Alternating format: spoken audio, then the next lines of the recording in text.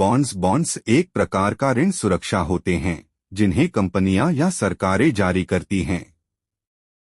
जब आप बॉन्ड खरीदते हैं तो आप उसे जारी करने वाली संस्था को उधार दे रहे होते हैं। बदले में वे आपको एक निश्चित ब्याज दर पर नियमित रूप से भुगतान करते हैं और बॉन्ड की मियाद खत्म होने पर आपके द्वारा निवेश की गई राशि वापस कर दी जाती है। बॉन्ड्स में शेयरों के मुकाबले जोखिम कम होता है क्योंकि इनकी कीमतें उतनी अधिक नहीं बदलती।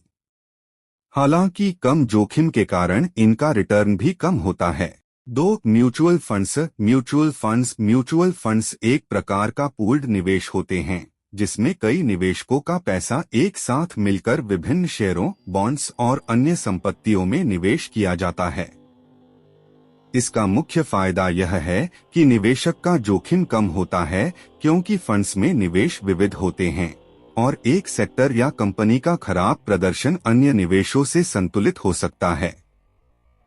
इन फंड्स का प्रबंधन एक पेशेवर फंड मैनेजर करता है जो निवेशकों के लिए बेहतर रिटर्न प्राप्त करने की कोशिश करता है।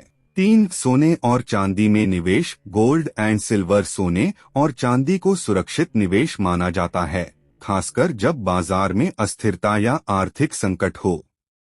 इनकी कीमतें बढ़ती और घटती रहती हैं, लेकिन आमतौर पर आर्थिक अनिश्चितता के समय इन धातुओं की मांग बढ़ जाती है, जिससे इनकी कीमतें बढ़ती हैं।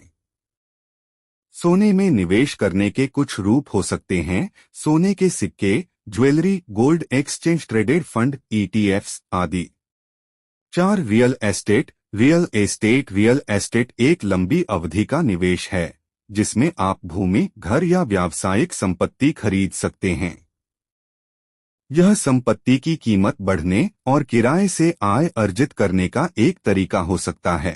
हालांकि रियल एस्टेट की एक कमी यह है कि इसमें तरलता कम होती है, यानी इसे जल्दी से नकद में बदलना कठिन होता है।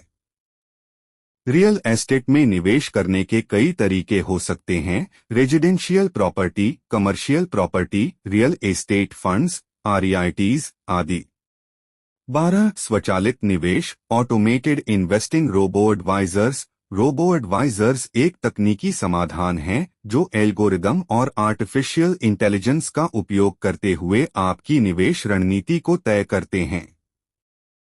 इनका लाभ यह है कि ये निवेशकों को कम शुल्क में पेशेवर वित्तीय सलाह प्रदान करते हैं और निवेश पोर्टफोलियो का स्वचालित प्रबंधन करते हैं।